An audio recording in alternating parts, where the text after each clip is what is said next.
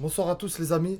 Donc voilà, je me présente un madridista comme un autre. Aujourd'hui, le maillot à l'envers, un signe de protestation envers cette prise d'otage qu'on est en train de vivre aujourd'hui à Madrid.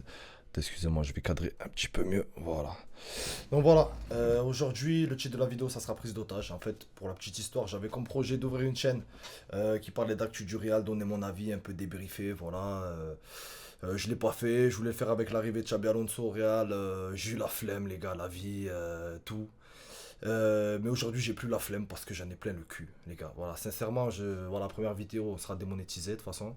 Parce que là, c'est une prise d'otage qui se passe, les gars. Il est 19h47 à 18h05. J'ai vu la notif de l'autre Fabrizio Romano. Il a dit Xabi Alonso est viré. Je suis dégoûté, je m'y attendais pas. Les gars, pour moi, c'est une décision de Xabi Alonso, ça n'avait pas fuité. Il est parti, on est en train de nous le confirmer. Les joueurs en font qu'à leur tête, pas d'appui de la direction. La direction, c'est dégueulasse, la planification sportive dégueulasse. Donc voilà, donc je donne le go sur cette chaîne aujourd'hui. On n'arrive pas dans les meilleurs moments, mais c'est comme ça qu'on fait quand on est un vrai supporter. Pour ceux qui diront que je suis un footique, c'est que je me plains parce que ça va mal, même si je sais pas s'il y en a qui le diront, mais les gars, depuis que j'ai usage de conscience, c'est-à-dire en 2006-2007, je suis pour le Real, j'ai suivi le Real, je suis arrivé le Real, c'était des perdants, c'était de la merde, les gars. On a souffert Guardiola, on a souffert Messi, on a souffert si. Je dis pas qu'on a souffert le plus parce qu'il y a des clubs qui ont bien plus galéré que nous. Mais je pense que je suis en droit de parler aujourd'hui du Real Madrid. Et puis si j'ai pas le droit, j'ai pas le droit, les gars, mais on s'en bat les couilles. Je donnerai toujours mon avis. En tout cas, ça me fait plaisir de rejoindre s'il y a certains Madrilènes qui vont écouter cette vidéo, qui seront de mon même avis, qui vont se retrouver dans ça. Les gars, les temps sont durs. Les gars, c'est chaud. Donc, j'ai pas vraiment de trame pour cette vidéo. C'est vraiment histoire de, de, de partager avec vous, de me présenter un peu aussi ce soir. Soir de crise, les gars. Ben, je sais pas si ça ressortira le soir parce qu'il faut faire le montage et tout. On verra le temps que ça prend, les gars. Mais dégoûté. Dégoûté, les frères, parce que tout simplement, c'est le meilleur club de l'histoire qui est en train de prendre une direction assez sombre. Il y en a qui vont dire que je suis alarmiste, les gars. Mais c'est comme ça que ça a commencé. Les Manchester, les AC Milan, les tout ça, c'est une suite de mauvaises décisions qui fait que on finit où on finit. Les gars, regardez à Amorim qui se fait virer il y a 2 jours. Le Real, bah, c'est pareil, là. Donc, c'est quoi l'exemple? On est devenu Manchester, en fait. Nous aussi, là, 2 jours après, on attend même pas 6 mois que le coach il s'installe, on le vire. Les gars, pour moi, il y a un gros problème de. Je me recoiffe un peu, désolé, les gars. Un gros problème de gestion sportive. Pérez, merci pour tout, vieux père. Mais là, il va falloir rentrer au garage. Ou en tout cas, il va falloir arrêter de se faire tirer les fils par je ne sais qui derrière. Mais là, les décisions sont catastrophiques, les gars. Depuis le départ de Cristiano Ronaldo, on fait de la merde. Voilà. Faut le dire. On remonte au départ de Cristiano Ronaldo, 2018, les gars. Ronaldo n'est dans un premier temps pas remplacé. Donc, on donne la gestion de l'équipe, les clés de l'équipe, surtout à Gareth Bale. Pour ceux qui se rappelleront, on dit Gareth Bale, il va step up, tout ça. Gareth Bale fait rien. Même si j'adore ce joueur, malheureusement, je pense qu'il était à bout de souffle, lui, à ce moment-là, au Real. Benzema step up, on a de la chance. T'as le plus grand Benzé de l'histoire, les gars. L'incroyable Karim Benzema qui step up, on repart. T'as les Vini qui éclos à côté, Rodrigo, tout ça. On a quand même encore ce milieu de terrain, Kroos, Modric. C'est là qu'en fait, les gars, même Casemiro, c'est là qu'en fait, on peut se dire qu'on avait quand même de la chance d'avoir ces mecs-là. Sergio Ramos, j'en passe. Ramos s'en va, on le remplace pas forcément. On prend un Rudiger, on avait déjà Militao, mais bon. Enfin bref, je suis en train de me perdre, les gars, mais on fait pas le taf. Et puis là, le pire. Le pire, les gars, c'est 2024. On est sur le toit du monde. On se dit, il n'y a plus Benzema, il n'y a plus Ronaldo. On gagne quand même une Ligue des Champions magnifique. Mais les gars, qui est l'artificier? Enfin, je sais pas si on dit non par l'artificier, mais qui est l'artisan de cette victoire, les gars? On va parler sérieusement. Qui est l'artisan de ces victoires? On a Jude Bellingham qui fait une saison hors norme et tout. En Ligue des Champions, c'est pas non plus si hors norme que ça. Excusez-moi pour la note chiffre, les gars. Il y a Vini qui fait le pain, les gars, mais sinon, qui on a au milieu de terrain? Le métronome suprême, Monsieur Tony Kroos. Monsieur Tony Kroos, t'as Modric qui est là, t'as encore des mecs, des artisans, des anciennes victoires qui sont encore là. Tac, ok, très bien.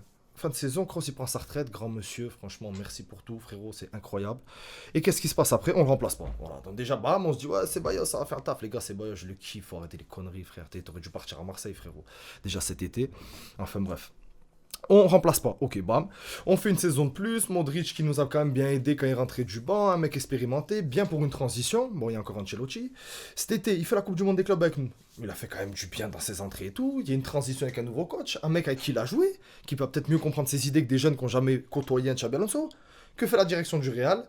Au revoir, merci. Il est en train de te faire une saison de patron à l'AC Milan à 40-41 ans. Et tout va bien. C'est au Real, on se dit, on a fait une bonne décision. C'est vrai que M. Modric, il avait quand même exprimé son souhait de prendre sa retraite au Real, de faire sa dernière saison pour la Coupe du Monde 2026 au Real. Et après, ciao, au revoir. Ben non. Qu'est-ce qu'on se dit au Real, pour économiser un peu de sous, on va le virer. Et qu'est-ce qu'on fait avec les Mendy? Moi, je suis désolé, Mendy, parce que là, ça a été la goutte de trop, mon les gars. Mendy, il joue contre l'Olympiakos, terre partie blessée. Il joue contre l'Atlético. Il se reblesse, les gars. Non, mais est-ce qu'on peut remettre les choses dans le contexte? C'est honteux. Ah, là-bas, on ne sait pas s'il est épicier à temps partiel, joueur du Real. En tout cas, ce que je sais, c'est que la paye, elle est incroyable. Donc, à là-bas, tout va bien. Il est encore là. Rudiger, je suis désolé, franchement, les gars. Rudiger, pour ceux qui m'ont parlé, Adil Rami, t'entendras pas cette vidéo parce que je suis personne, mais franchement, vous êtes allé fort parce que c'est un mec, il a toujours eu des couilles. Il s'est sacrifié pour le Real, mais aujourd'hui, il lui manque un genou, les gars. Comment il s'appelle, putain. À Rudiger, il lui manque un genou, les gars. Je vous regarde droit dans les yeux quand je dis ça, et pas dans le retour caméra, parce que ça, les gars, vous n'êtes pas au courant du nombre de chômeurs qu'on a au Real, les gars. Et c'est que là, le problème, c'est que ça enlève la place à des bons joueurs. Voilà, enfin bref. Petite mention à Brahim Diaz, malheureusement, qui n'est pas exploité à sa juste valeur, qu'on est en train de voir la canne qu'il est en train de faire, les gars, on lui a pas donné d'importance. Donc un joueur, encore une fois, qui n'est pas inclus, c'est Bayos, avec des envies d'ailleurs. On le fait rester ici encore une saison de plus. Les gars, la planification sportive est catastrophique. Enfin bref, je ne vais pas m'étendre encore plus. On n'est pas là pour faire des vidéos d'une heure, et etc. De base, ça devait être une vidéo pour me présenter un peu, pour vous dire un peu ce que j'ai l'ambition de faire. Pour ceux qui me suivront, qui me regarderont, qui seront corda avec le contenu qu'on fait ici, les gars. C'est pas de prise de tête, de la discussion. En tout cas, ce soir, c'est protestation. Le maillot est à l'envers, les gars. Le maillot est à l'envers. Alors, pour ceux qui ont la référence en plus, pour les petits connaisseurs, c'est le maillot de merde, de ce classico de merde où on s'est fait tartiner les fesses par le Barça, comme d'habitude. De toute façon, je pense que toute notre vie, on s'est fait haggal par Barça, les gars. Il n'y a pas d'autre solution. Donc, c'est le maillot violet, là, avec les roses, là, dessus. C'est un faux maillot. Voilà, je le précise parce que j'aurais jamais acheté cette merde qui me rappelle autant de mauvais souvenirs aussi cher. Donc, après, il passe bien, le maillot, les gars. Mais franchement, voilà. Donc, c'est une protestation ce soir. C'est une prise d'otage. Le Real Madrid est pris en otage, les gars. C'est un message d'alerte que je lance.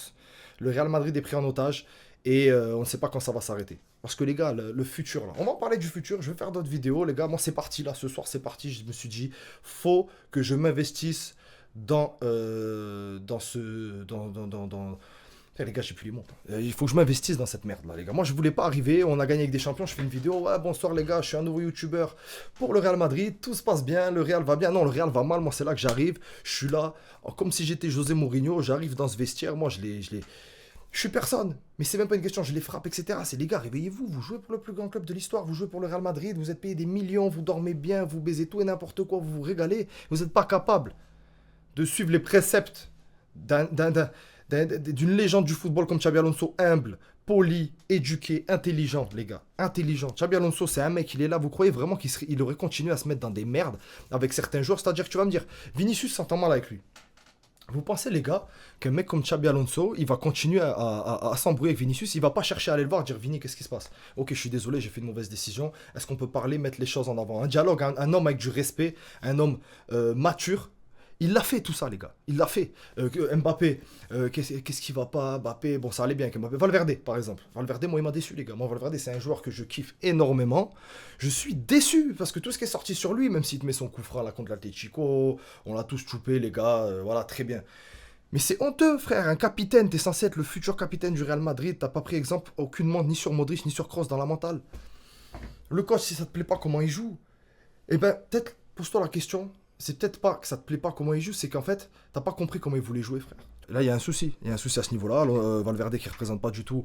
C'est les piliers de la future équipe. Alors, on en parle, les piliers. Moi, voilà, je suis un mec, je suis Riles, je suis tous ces mecs. Et gros big up à eux qui représentent bien le Real à travers une analyse partiale et mature. Mais les gars, ils ne suivent pas les préceptes. Et c'est tout, ces joueurs-là, ils n'ont rien compris. Et aujourd'hui, on est dans une prise d'otage. Parce que la direction du Real Madrid joue leur jeu, va dans leur sens. Oui, Vini, t'es un bon, t'es dans le combat, Black Lives Matter, etc. Mais moi, je suis d'accord. Mais Vini, miskin, les gars, il s'est fait voler son ballon d'or il y a 2 ans. Injustement, il se fait lyncher par la presse espagnole. Moi qui peux vous le dire, que je suis tout ça. Moi, gros, il se fait lyncher. Ils en louent pas une pour le niquer, les gars, et tout. Mais oui, Florentino, on est d'accord. Mais à un moment donné, il faut descendre, il faut dire à Vini, même si encore une fois, je suis en train de le blâmer alors qu'hier, il te sort une performance de patron. Vinicius, ces derniers temps, c'est pas normal. Déjà, normalement, tu dois déjà avoir signé ton nouveau contrat au Real Madrid, on n'en parle plus. C'est même plus un sujet de discussion, les gars. C'est même plus un sujet de discussion.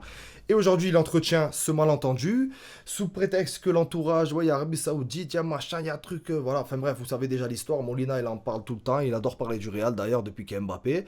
Hein, voilà, donc est-ce que c'est de la méchanceté de sa part ou est-ce qu'il sait des choses qu'on ne sait pas? Parce que le clan Mbappé, on n'est pas forcément au courant de ce qui se passe. Mais moi, la vidéo que j'ai vue hier soir où le Real doit faire la d'honneur pour le Barça, Alonso dit à ses joueurs, les gars, venez par respect, soyez bons joueurs, montrez pas une image de gamin, venez faire l'aide d'honneur. Mbappé qui fait ça, il fait allez, allez, allez, allez, les gars, on rentre au vestiaire. Qui a été suivi? Allez voir la vidéo, les gars, qui a été suivi? Mbappé. Voilà, Mbappé a été suivi. Donc ça veut tout dire. Ça veut dire qu'en fait, tu es dans un vestiaire où tu as peut-être un dictateur. Alors, j'ai jamais voulu croire, moi, ces histoires de ouais, à Paris, dicter sa loi, même si à Skip. Voilà, est-ce qu'au Real, il va faire pareil? Bon, on n'y croit pas trop. Et ben forcément, franchement, force est de constater que ben, on s'y dirige tout droit, les gars. Un petit parallèle. On est quand même deuxième de Liga. On est dans le top 8 en Ligue des Champions. En Coupe du Roi, on est qualifié. Bon, on perd cette super coupe par un but. Le jeu était dégueulasse sur certaines phases des matchs, oui. Mais les gars, de virer Alonso pour ça. On a viré Benitez pour des trucs 10 000 fois pire à l'époque. Ah, les gars, on s'est saboté nous-mêmes. On s'est saboté nous-mêmes et le club n'est pas encore à la dérive. Aujourd'hui, on met Arbeloa. Les gars, on est en train de niquer deux projets. On a niqué le projet de Xabi Alonso à la tête de l'équipe première du Real Madrid. Et on est en train de niquer le projet de Alvaro Arbeloa qui faisait tranquillement ses classes, comme on dit, comme si tu fais l'armée. Il faisait ses classes au Castilla. Il était rentré dans une dynamique de victoires consécutives, un effectif solide. Laisse-le finir au moins sa saison. Et on fait un point. Non, les gars, là, on vient de tout faire sauter. C'est-à-dire que si Arbeloa, ça va pas. Mettons il fait un mois. Ça va pas. On fait quoi? On saute Arbeloa, donc c'est-à-dire et le projet de la Castilla, et le projet du Real Madrid de l'équipe 1 saute. On a tout perdu. Un duo qui était pourtant un duo madrilène à 100%, de l'école de José Mourinho, c'est-à-dire des mecs qui ont eu des couilles, qui ont des préceptes, qui ont une mentale, voilà.